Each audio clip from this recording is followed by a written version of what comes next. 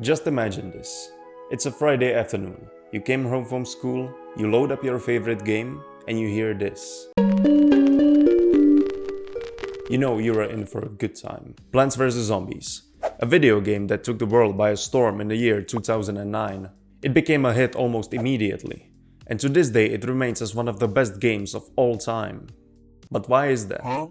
In my opinion, one of the main reasons why it became an instant success is because of its simplicity. When you load up the game for the first time, it takes just a few seconds to understand its loop. You need to collect suns, Give me that! to plant flowers, to kill zombies that attack you alone. And that's it. That's the whole idea of the game.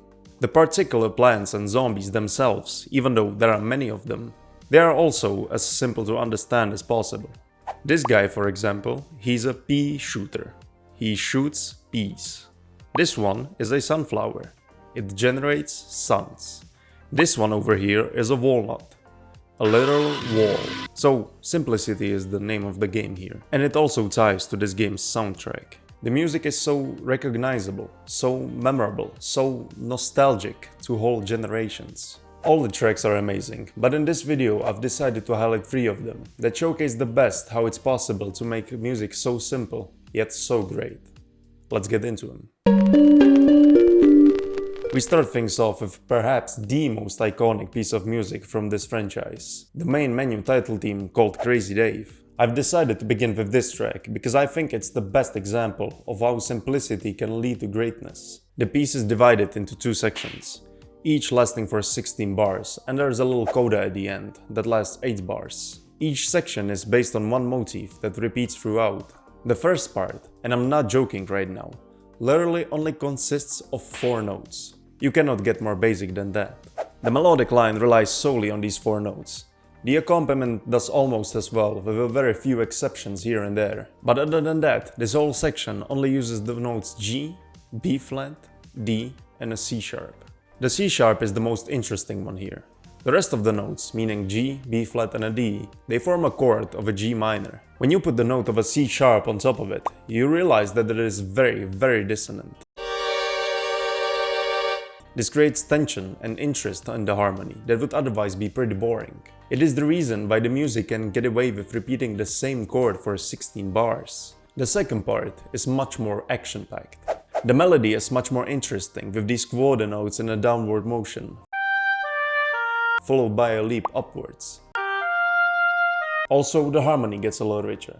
We move away from the G minor to venture through different chords of the tonality, eventually landing on the dominant chord of a D that leads us back to G minor. The overall texture gets much denser, really contrasting the first section. There is a little coda at the end of the track that concludes the piece on a really uplifting note thanks to this funky rhythmical figure in the organ and an overall cheerful atmosphere. So, in conclusion, this piece takes 4 notes, makes a catchy melody out of them, forms a whole section around that, then expands on the melody in the second section and make that section contrast the first one. And that's it. Simple, yet so effective. The second track that I want to talk about is called Grass Walk. It's the tune you hear in these first daytime levels of the game. We continue with the trend of simple, memorable melodies. In comparison with the Crazy Dave track, that is as simple as you can get. This one is a little more complex, but still very trivial. The piece is divided into 4 sections this time, each with its unique orchestration, textures and melodic lines. But even though the parts are in many ways different, they are still connected in other ways. For example, they all share the same tonic center of A minor, they have the same tempo, they have a similar accompaniment. Or one melody from one section can blend into or reappear in a different form in other section. Section 1 is carried mostly with a piano and a string section. It has a very playful vibe with these chromatic figures.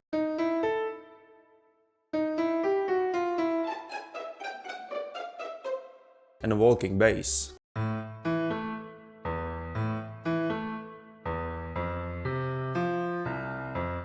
The part ends with this motif.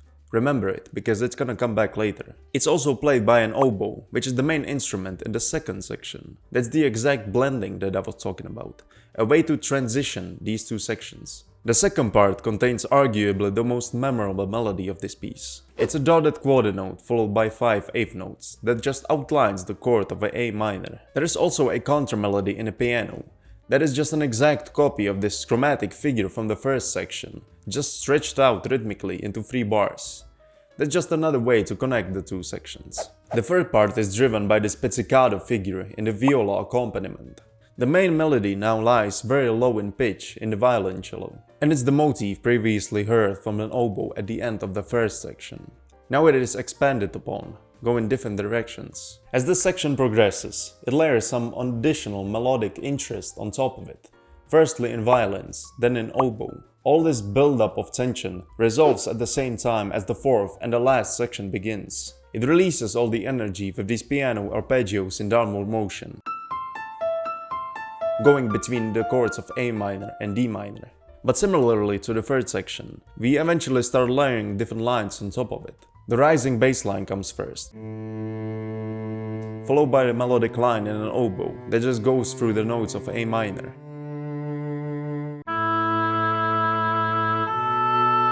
This eventually leads back to the first section, creating a loop. We repeat all 4 sections with additional persistent drums on top, and that is Grasswalk. A track that may seem very complex at first, but a closer look you realize it's just a few musical ideas that repeat in a creative manner. Its playful tone perfectly matches your first few steps in the game, when it's the easiest. But as you progress, the levels start to get more and more difficult, and so does the soundtrack become ever so slightly more serious. This brings us to the last piece that I would like to talk about in this video.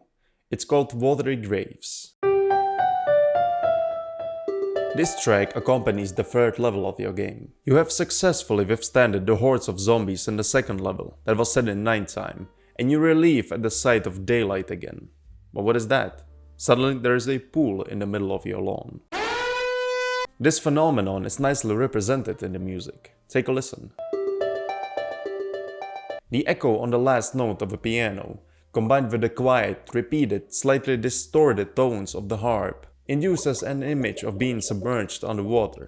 This is present throughout the whole track, and it's a really cool effect. The pattern of simple, catchy melodies continues. The piano is the main instrument here, with a few entrances from an oboe. Another important thing that is present in all the tracks, but especially in this one, is the fact that the pieces have a clear sense of progression. They are not stagnant, they have a set goal that they are trying to reach. We begin with this melodic fragment in a piano and a harp accompaniment. After a few bars of that, an oboe makes an appearance with its statement. With that, the dynamics go up, the sound goes louder, but then we drop back to where we started. So we try to build up again. Now the piano melody expands upon itself with this nice lush scale run. We get a different motif now. This one is more complete. We repeat this part one more time. Now we've added drums on top. The tension builds, the dynamics grow louder, the range of instruments present gets wider, and all of that leads to something that we could call chorus in this piece. This is the most recognizable part of the track. Just like with a pop song, the chorus is the part that gets stuck in your head. The rest of it is just a build-up to it. This 3-note motif in the tubular bells is like finally emerging from the depths that we've been drowning in, and it's a really nice climax of this piece. After that, there is a small section with a nice and cheerful melody, celebrating the fact that we have survived our watery grave, which is also demonstrated by the lack of the harp underwater effect. The last point that I want to talk about, and in my opinion another big factor why the original soundtrack played such a crucial role in the game's success, is that it is just memorable. Let me explain. Most of video game soundtrack is just some ambient music that someone put together in 5 minutes. Most of the time you don't even notice the music playing, and if you do, you forget it almost immediately after it ends. I'm not saying that it is a necessarily bad thing. There are certainly circumstances where this kind of background music is a right call. All I'm saying is that it really would not work for Plants vs Zombies. The game has basically no dialogue. Well, except for this.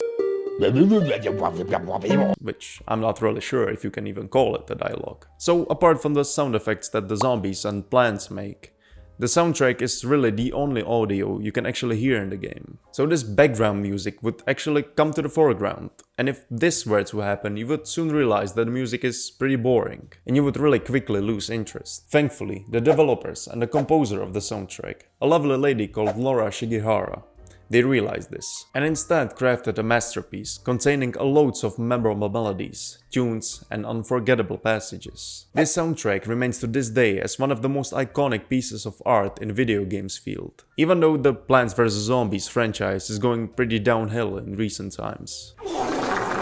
This first game and its original soundtrack will stay the test of time, and will remain in the minds of so many people because of its beauty of simplicity. A big shout out to Laura. She actually has her own YouTube channel where she posts interesting stuff about Plants vs Zombies, so if you're interested or just want to support her, go definitely check it out. And this is all from me. Thank you so much for watching and have a great day. Bye.